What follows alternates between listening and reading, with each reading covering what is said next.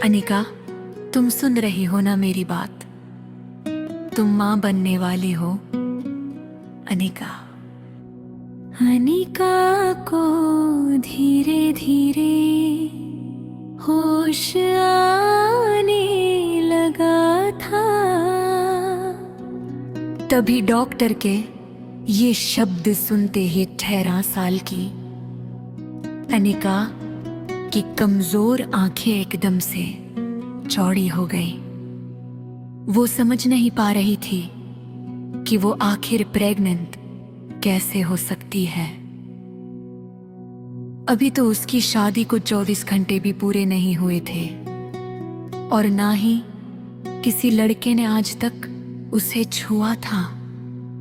ऐसे में अनिका प्रेग्नेंट कैसे हो सकती है? जितनी शौक अनिका थी उतने ही शौक उसके पापा भी थे, जो वही डॉक्टर की केबिन में खड़े मानो आने वाले तूफान को भांप रहे थे।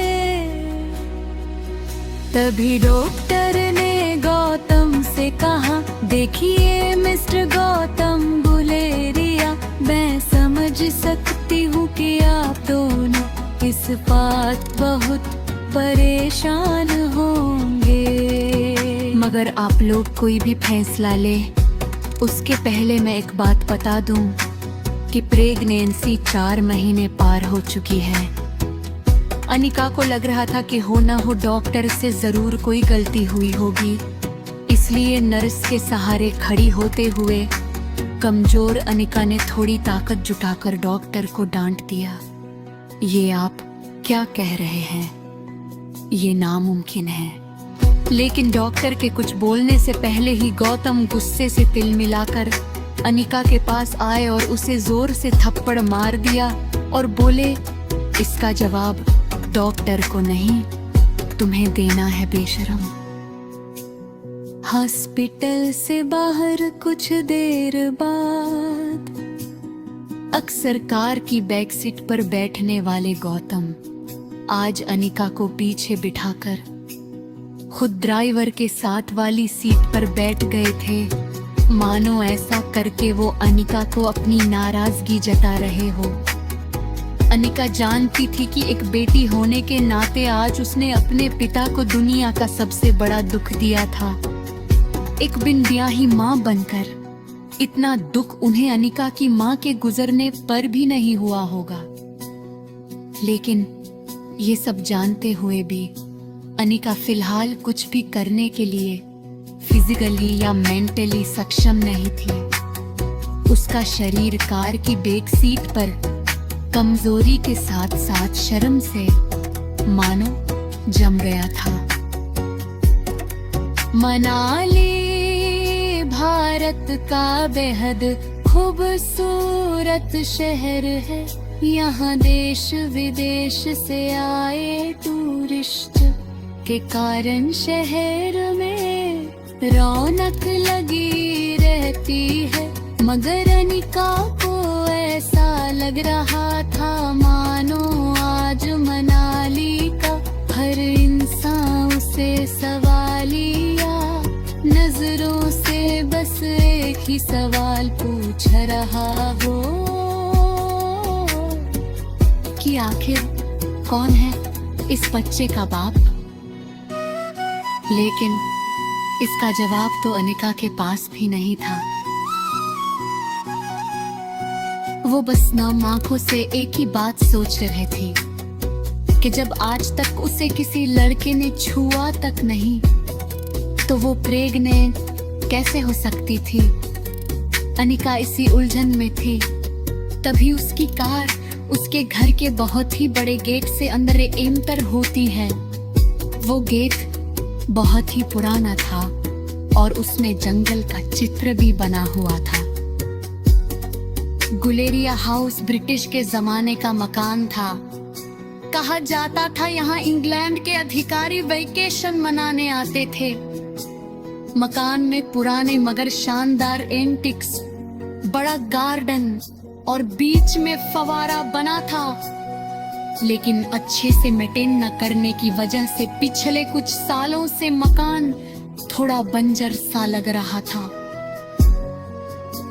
गौतम ने घर में एंटर होते ही अनिका के रिपोर्ट्स को गुस्से से सोफा पर फेंका। गौरव ने सर पे हाथ रखकर एक घुर्राते हुए शेर की तरह हॉल में इधर से उधर टहलने लगे। अनिका कमजोर शरीर और भारी कदमों से गौतम के पीछे पीछे घर में दाखिल हुई। आज अनिका को उसका शरीर रोज के मुकाबले कुछ ज्यादा ही भारी लग रहा था। वैसे अनिका का वजन उसकी उम्र की लड़कियों से कम 3 गुना ज्यादा था। गोल मोटा सा चेहरा, मोटा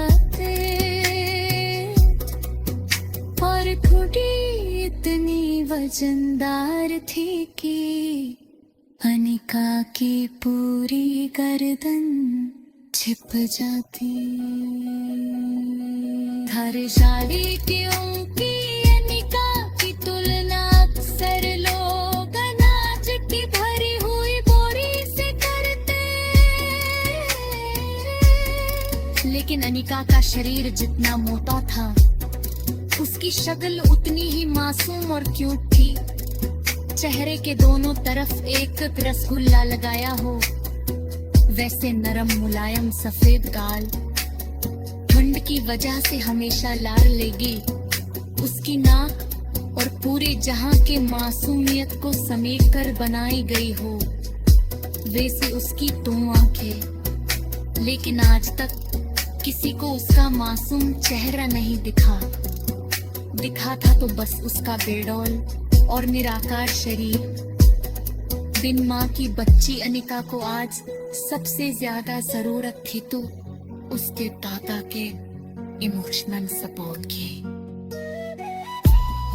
उसी एरिका नमाखा से गौतम की तरफ करीजी थी कि तुकी गौतम घरे कहारी आवाज में उस पर दर्ज करे।